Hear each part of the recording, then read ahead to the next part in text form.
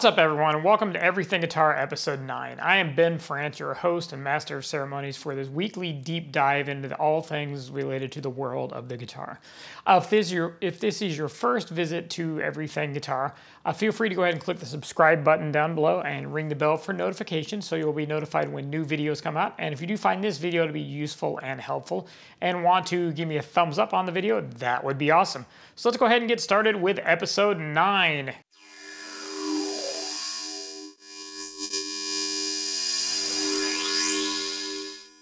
Alright, this week on the news, I wanted to start out by highlighting some very freaking exciting news regarding an announcement that was recently made by a band that has been around since the mid-1980s, but has been inactive for about 20 or 21 years. So we'll jump over to the screen, and you'll see on the screen here that it says Mr. Bungle announced new album, The Raging Wrath of the Easter Bunny Demo, and released Raping Your Mind video.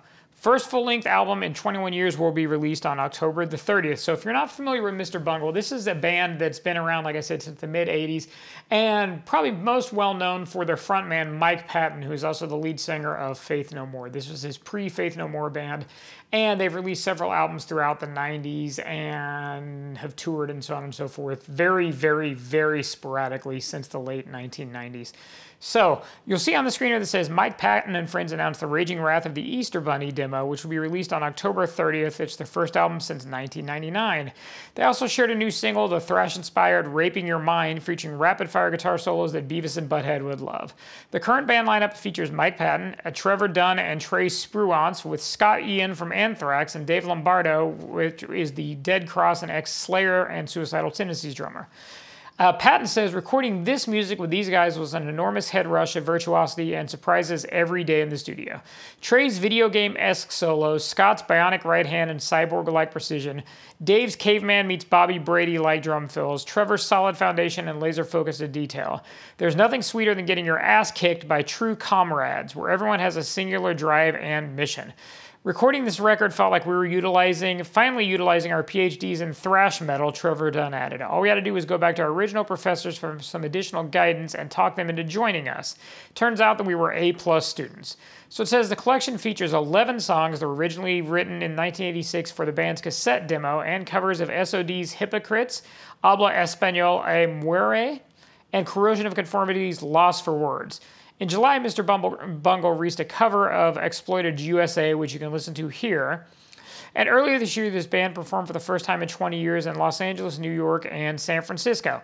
So while I'm not going to play a link to or a clip of Raping Your Mind just for fear of this video getting taken down for copyright, I did want to bring it up, and I'll put the links down in the description below where you can listen to that song and check out the video to it. And suffice to say, like I said, this is super freaking exciting news. I'm very excited that there's new Mr. Bungle coming and can't wait to hear the whole album. So let's take a look at this week's product release. Jumping back over to the screen, this week you'll see that Cort introduced the KX500 Etched, ready for players of heavy rock. There's a picture of it there. It says Cort has introduced the KX500 Etched, a new flagship model of the company's KX series of electric guitars. This instrument was designed specifically for players of heavy genres with active humbuckers and multiple voices suited for gent metal to modern to prog rock. It has a mahogany body and gets its name from its 3D multi-layered ash burl top finished in black.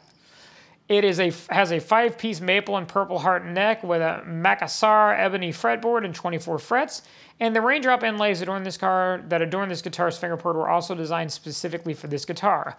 It also has Fishman Fluence modern humbuckers, which are controlled with a push-pull volume knob, letting you choose between two voices, and a push-pull tone knob, which acts as a coil split. There's also a 3-way pickup selector, and it comes with black nickel finish hardware and a hardtail bridge, along with Cort's staggered locking machine heads.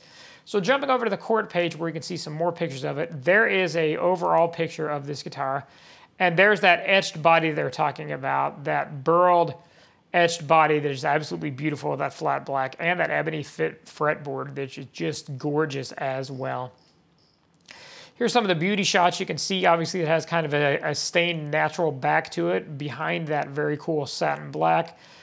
Close-up of the Fishman Fluence modern humbuckers, a close-up of the controls, and the hardtail bridge there.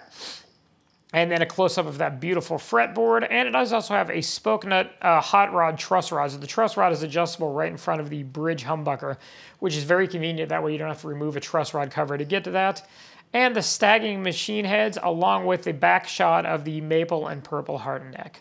So this guitar, I'd read on it, it shows that it's going to retail for about $1,099. And seems like an extremely good value for the features that you get. And let's just be honest, for a metal machine of a guitar, that is just absolutely gorgeous. I mean, that figured top alone would be worth it even without all the other features. So there you go, the Cort KX500 etched.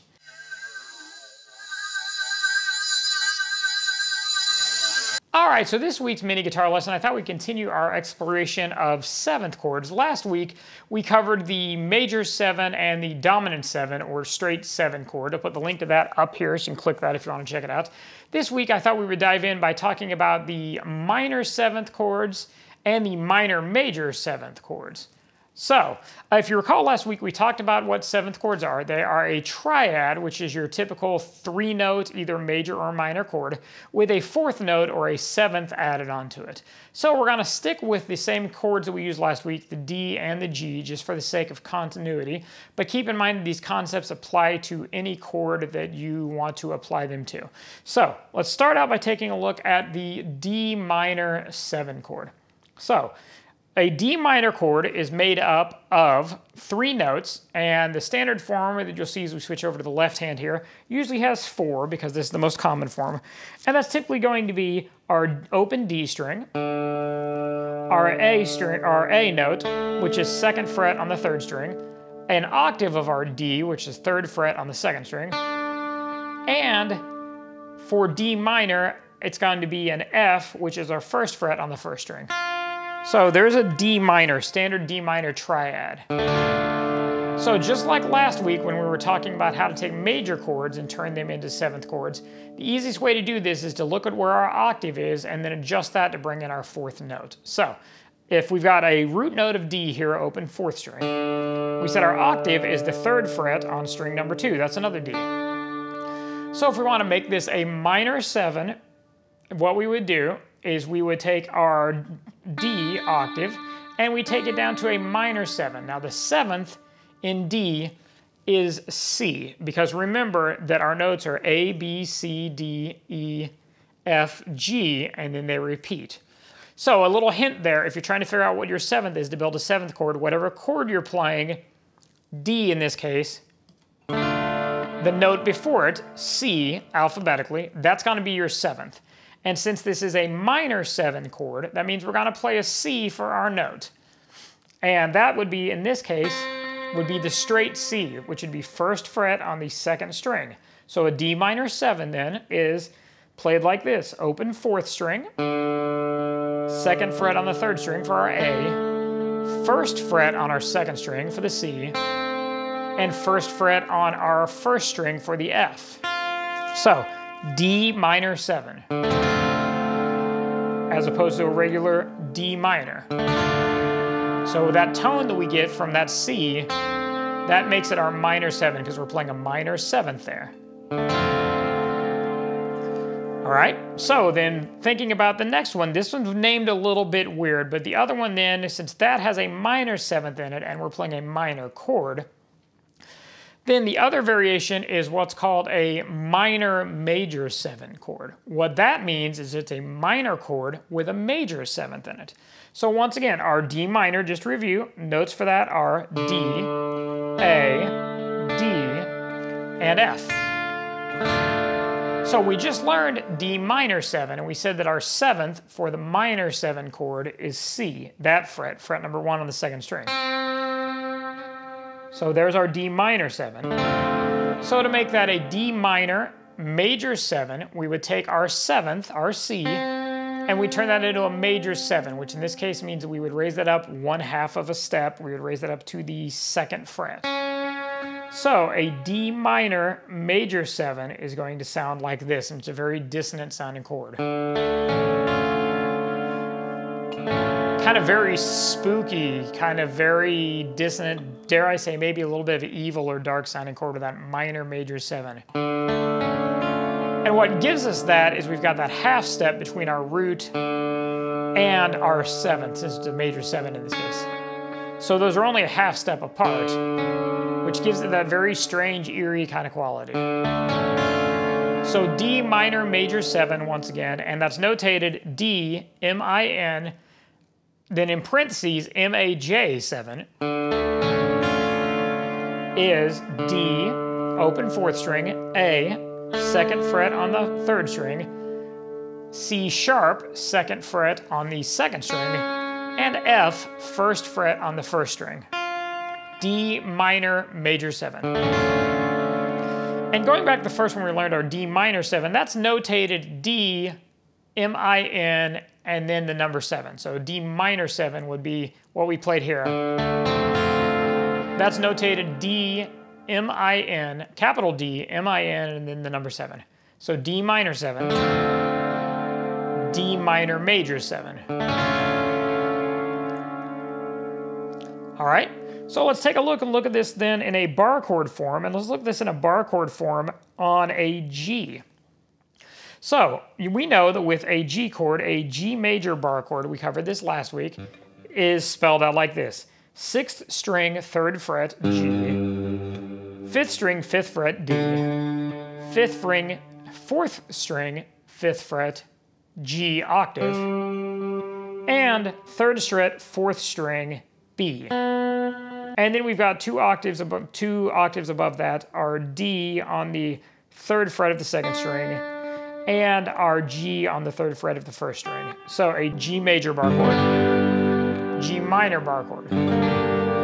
So to make this a G minor 7, remember what we want to do is we want to add in our 7th, we need to add in a minor 7.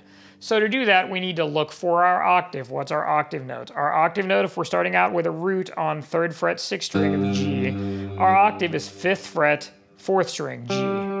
So G and G octave. So to make it a minor 7, we need to take that octave G and lower it down to the 7th, which in G, the 7th note would be an F, because remember we just go one note back in the alphabet.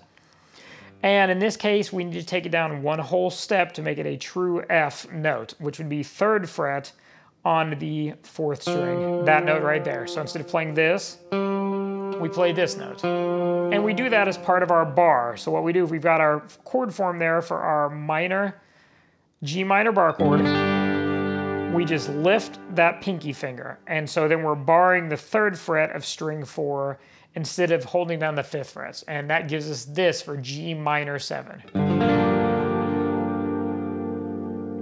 So G minor, bar chord, G minor 7 bar chord. So then to make a G minor major 7, it's got to be the same thing we just did with our D, meaning we need to take that 7th, which in this case is that F, fret 3 on string 4, and we need to make it a major 7, which means what do? We raise it by 1/2 of a step, which makes it an F sharp. So our notes now become G, 3rd string on the 6th fret, D, 5th string on the 5th fret, F sharp, 4th string on the 4th fret, B flat, 3rd string on the 3rd fret, D, 3rd fret on the 2nd string, and G, 3rd fret on the 1st string. So that looks like this then. Here it's got that same weird dissonant between the G and between the root and the 7, because it's just a half step. So G minor bar chord, G minor 7 bar chord, G minor major 7 bar chord. And that is a little bit of a bear to bar that, but there we go. And go back to the first one just for a real quick review. D minor 7, D minor major 7. All right, so some cool alternate chord voicings for 7th chords. We've covered both the C major or the major 7 the dominant 7, and now this week we covered the minor 7 and the minor major 7. So take some time to learn those chords and move those chord shapes around the fretboard, because they give you a whole new world of voicings and ways to write riffs and rhythms that aren't your standard typical triad chords, but give it a little bit different flavor, whether you want something a little bit dark and eerie sounding, or if you just want something kind of interesting sounding and kind of beautiful in my mind there. Or if we even take that guy and we move it up to like a C bar chord. Very pretty chords. So I hope that's helpful. All right, so that's it for everything this week on Everything Guitar episode 9. Next week, we are coming up on a milestone. We're coming up on episode 10, so there's got to be some cool stuff coming up on episode 10. I believe we're finally going to sit down and have that chat with my good friend Brian Bauer, who we talked about previously, who also has a channel here on YouTube as well, to learn a little bit about his guitar journey and his main guitar and that sort of thing. Also, a little bit of a teaser, we may have something coming up next week that was part of my birthday, which is next week, and we'll give you something interesting to look at for next week. Let's see, what does that say? It says something, and we're gone. Don't want to give you too much away there because I want you to be excited about it. We're going to have a gear review next week with something cool that I just got for my upcoming birthday. My awesome wife got me an early birthday present. So that being said, like I said, if you do find these videos useful, helpful, entertaining, fun, funny, anything like that, feel free to go ahead and give me a thumbs up for the video. That would be awesome. If you want to share the video, that would be extremely super cool because I'm really wanting to build this channel up. And of course, make sure that you click the sub button, the subscribe button down below, and the notification button, because in addition to Everything Guitar every week, I am releasing periodically some other videos, including I will have an upcoming music video for a release that's coming out towards the end of this month or early next month of a single I'm releasing. So, as always, keep playing your guitar, keep practicing, and I look forward to seeing you all again next week. Take care, everyone. Bye.